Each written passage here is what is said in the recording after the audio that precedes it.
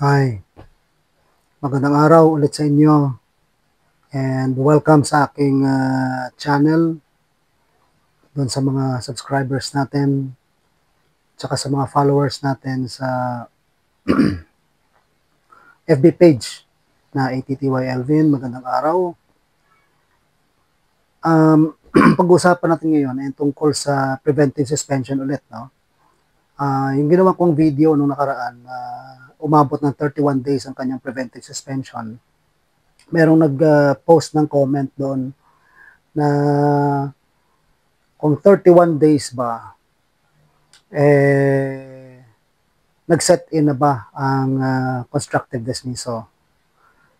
So, kung titingnan mo, doon sa original comment, nagkaroon ng 31 days na preventive suspension, tapos merong extension. Ang wala lang yung payment ng salary, no? Sa extension ng preventive suspension niya. So, pag nagkaroon ng mga ganitong circumstances, ano ba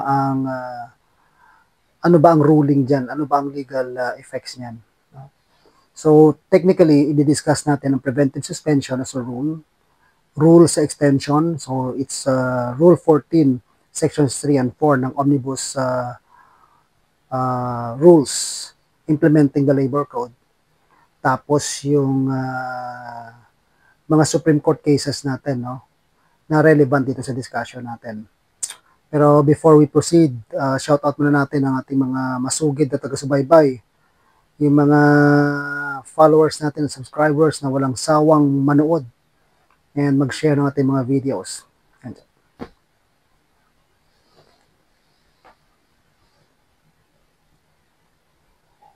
Subscriber tayo na nag-comment na tinatanong niya kung kamag-anak ko raw ba si Stephen Chow. Kasi nga kamukha ko raw. Well, yung Chow niya, nilagay niya C-H-A-O, no? Wala akong maalalang Stephen Chow na ganong apelido. Ang alam ko yung C-H-O-W, no? Yung sa Kung Fu Hustle ba yun, na sumikat noon. So, well, sa kulay ko pa lang, parang kitang-kita na mukhang hindi ako galing sa Chinese family. Hindi na natatalab sa atin ang mga glutat-glutat niya. Anyway, kung sana nga kamag-anak natin yung mga sikat na Chinese personalities na yan, baka sakali i-trace natin at makahingi tayo ng mana. So, yun.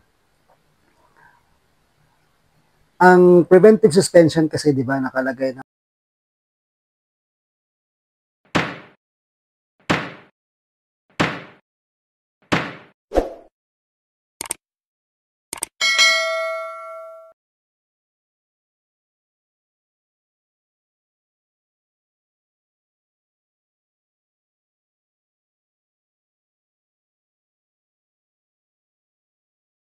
naman sa rule natin na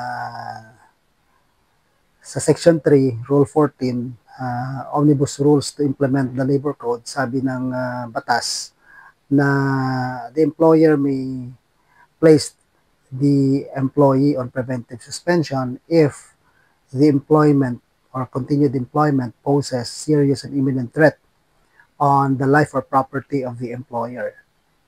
Tapos sa Section 4 naman, nakalagay dyan, no preventive suspension shall exceed more than 30 days. So that's the general rule. Kasi sa susunod yan, may exception na nilagay na the preventive suspension may be extended, no? Provided that the employee shall be placed on payroll. So ibig sabihin, may sahod siya during the extension ng kanyang preventive suspension. And even if ma-dismiss yung empleyado afterwards, ang salary na natanggap niya during the period of preventive suspension, extension, hindi na ibabalik sa kumpanya yon. Ngayon, ang preventive suspension kasi hindi yan penalty. So, ano lang yan, parang temporary measure resorted to by the employer to give way to the investigation. No? And take note, nag-extend lamang ang preventive suspension kung hindi pa concluded ang administrative investigation. Kasi kung tapos na ang investigation, tapos naka-preventive pa rin, baka pumasok na yan as constructive dismissal. So, going back, yung 30-day preventive suspension na nakalagay as a rule, if it exceeds the 30-day period, then it amounts to constructive dismissal. Malinaw yan sa decision ng Supreme Court sa kaso ng Maricalum versus Ticorion. So in that particular case, sinlight ng Supreme Court ang decision nito sa Premier Development Bank versus NLRC na sinabi ng preventive suspension na mag-exceed ng 30 days amounts to constructive dismissal. So itong question ng ating subscriber, yung 31 days, actually, ang kahit 1 day yan, nag-exceed na ng 30-day period. So that already amounts to constructive dismissal. But since sa ating facts of the case, may nakalagay na extension, ang tanong na lang, alin ba nauna? Bago ba mag-exceed, nag-notice ng extension o hindi? Kasi kung nag-notice ng extension, bago pa mag-exceed ng 30 days, ibig sabihin, meron ng extension period na allowed naman sa Section 4 ng Rule 14. No? So, kapag extended na yan, provided na hindi pa tapos ang investigation, then valid yung extension. Provided further na bayaran siya ng kanya salary during the period of extension. Ngayon, kung ang extension ay na-issue after na mag 31 days, then constructive dismissal has already set in. Ang tawag ng Supreme Court dyan, nag-ripen na into constructive dismissal ang kanyang preventive suspension. So, guys, if there's anything na gusto pa ninyo malaman or gusto niyo i-clarify, let me know and drop me a comment.